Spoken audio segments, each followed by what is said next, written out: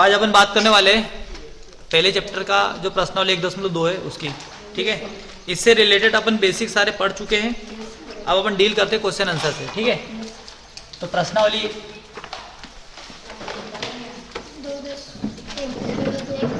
1.2 डाल सकते हो, ठीक है।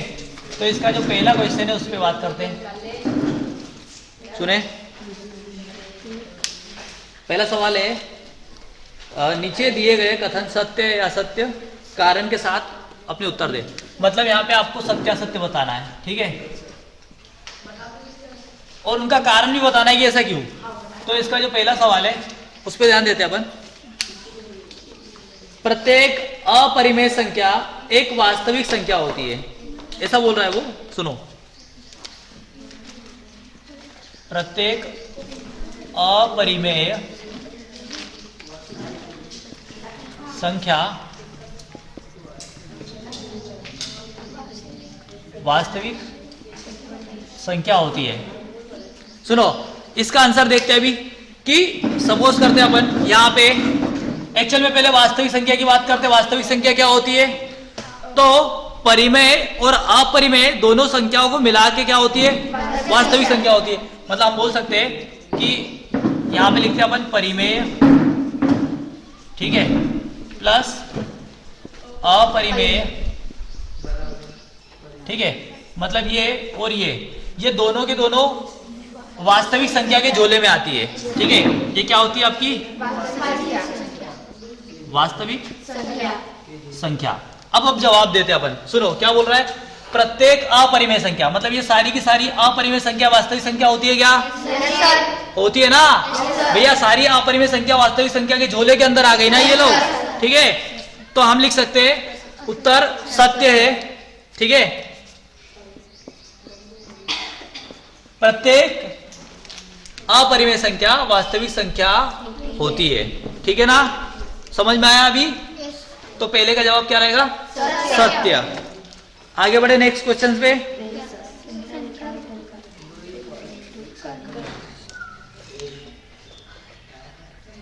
सुनो, क्वेश्चन नंबर 2 है आपका इसका कि संख्या रेखा का प्रत्येक बिंदु कर्णी m के रूप में होता है जहां m एक प्राकृत संख्या है, ठीक है। मतलब ये बोल रहा है कि संख्या रेखा पर जो प्रत्येक बिंदु होगा वो कर्णी m के रूप में होगा, और m क्या होगा? इसका प्राकृत संख्या है। सुनो, पहले अपन सवाल को समझते क्या बोलना चाह रहा है वो, ठीक है। जैसे संख्या रेखा है ये आपकी, ठीक है ना। 0 इधर 1 2 3 4 5 6 इधर -1 -2 -3 -4, ठीक है। तो ये बोलना चाह रहा है कि जो प्रत्येक बिंदु होता है, जैसे मान लेते 1 है 2 है 3 है 4 है जो भी है, ठीक है, तो वो कर्णी m के रूप में इसको लिख सकते हैं। प्राकृत संख्या होती है कर्णी m की जगह। सुनो, बोलने का मतलब ये है कि जैसे यहाँ पे 2 है ना, हम संख्या रेखा पे एक संख्या ले लेते 2 संख्या रेखा पर है, तो 2 अपने को कैसा प्राप्त होगा? कर्णी 2 गुणित कर्णी 2 करूंगा तो कितना आंसर आएगा? 2 आएगा, ठीक है। 2 गुणित 2 होगा, ठीक है। अगर मैं ऋण की कर्णी 2 गुणित ऋण की कर्णी 2 करूंगा तो कितना आएगा? इसका भी 2 आएगा। तो हमको ये नहीं पता है ना भाई कि ये धन की कर्णी 2 है या ऋण की कर्णी 2 है। मतलब ऋणात्मक संख्या भी तो हो सकती है यहाँ पे। अगर प्राकृत संख्या की बात करेंगे तो प्राकृत संख्या कौन सी होती है? 1 2 3 4 5, ठीक है। पर यहाँ पे ऋण 2 भी तो हो सकता है ना, तो ऋण 2 तो आपकी प्राकृत संख्या नहीं है। समझ में आया? तो भैया ऋण की संख्या भी हो सकती है ना। तो कहने का मतलब यहाँ पे उत्तर इसका आएगा असत्य, कि हमेशा जरूरी नहीं है कि कर्णी के अंदर प्राकृत संख्या ही होगी, है ना। कुछ ऋणात्मक संख्याएं भी तो हो सकती है कर्णी के अंदर, ठीक है ना। तो इसका आंसर क्या आएगा? असत्य, ठीक है जी। ये समझ में आया नहीं आया मेरे को बताओ। सुनो, कहने का मतलब ये है कि भैया कर्णी के अंदर हमेशा परिमेय संख्या या प्राकृत संख्या नहीं होगी, माइनस की संख्या भी तो हो सकती है ना। तो वो क्या बोल रहा है कि हमेशा जो m होगा वो प्राकृत संख्या होगा, ऐसा जरूरी तो नहीं है ना, माइनस की भी तो हो सकती है, ठीक है। तो इसका आंसर आएगा असत्य। नेक्स्ट देखते हैं, सुनो। हाँ बोलो। हाँ, क्वेश्चन बताओ। प्रत्येक वास्तविक संख्या एक परिमेय संख्या होती है। एक अपरिमेय संख्या होती है। देखो असत्य बोला इन्होंने, इस चीज से मैं एग्री करता हूँ, असत्य है, पर उसका कारण बता नहीं पा रहे हो तुम लोग। ठीक है, आप बताएं। कारण तो बताना ना, नहीं पता है। हाँ, प्रत्येक वास्तविक संख्या अपरिमेय भी होती है, परिमेय भी होती है। परिमेय होती है। ठीक है, सुनो, अगर हम वास्तविक संख्या की बात करें, चलिए हम अभी अगले सवाल की बात करते हैं। क्या क्वेश्चन नंबर 2 है आपका, क्या सभी धनात्मक पूर्णांकों के वर्गमूल अपरिमेय होते हैं? यदि नहीं तो एक ऐसी संख्या के वर्गमूल का उदाहरण दीजिए जो एक परिमेय संख्या है।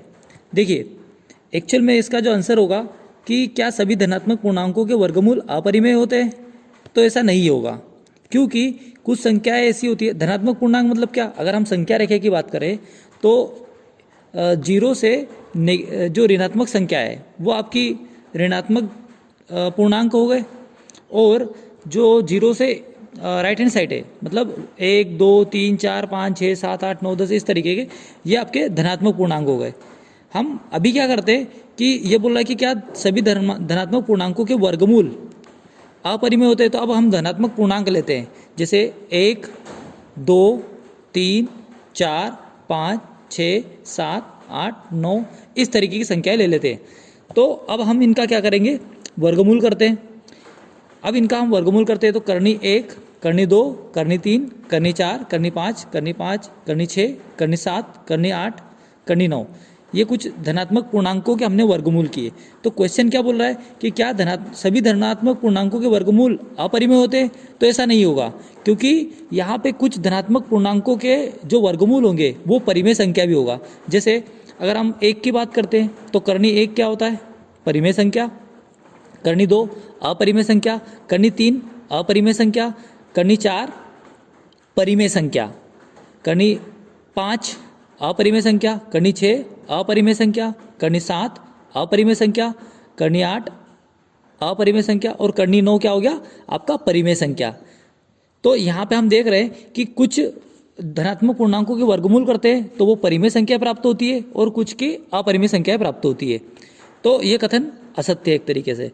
और यहाँ पे बोल रहा है कि कोई एक ऐसी संख्या का उदाहरण दीजिए, तो यहाँ पे आप यहाँ पे करनी 4 को देखिए, तो करनी 4 का जो वर्गमूल होता है उसको अपन करनी 4 करनी के अंदर 2 गुनी 2 कर सकते हैं, मतलब एक्चुअल में ये जो संख्या होती है वो 2 होगी, तो 2 तो एक परिमेय संख्या होती है। तो ये उदाहरण होगा इसका।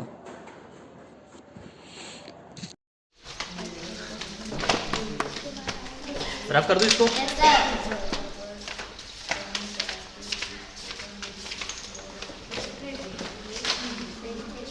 बता रहा हूं, 1 2 3। तीसरा प्रश्न,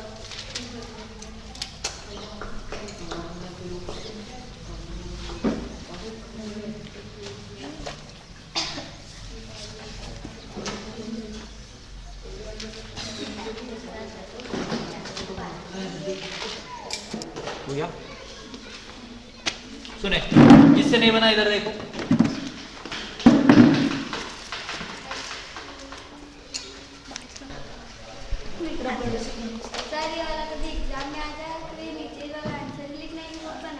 सिंपल आपको ये बनाना है, ये तो मैंने आपको बताया है, ठीक है। ये नहीं भी करोगे ना नीचे वाला भाग तब भी चलेगा। ये वाला ऊपर वाला करना है, ठीक है। तो यहाँ से ओ सी बराबर से करनी 5 की दूरी होगी संख्या रेखा पर, ठीक है, ठीक है ना। तो ये वाली जो दूरी है यहाँ से लगा के ये वाली दूरी जो है ये क्या हो गई आपकी, करनी 5 हो गई, ठीक है, ठीक है। देखो एक और आपको मैं चीज बताता हूँ, ठीक है। जैसे करनी 5 जो होता है ना, करनी 5 होता है, मतलब 5 का करनी निकालोगे ना, वर्गमूल निकालोगे तो होगा 2.236, ठीक है। बताता हूँ मैं, 1 मिनट और रुको, मैं आपको काम की चीज बता रहा हूँ, मतलब मोबाइल।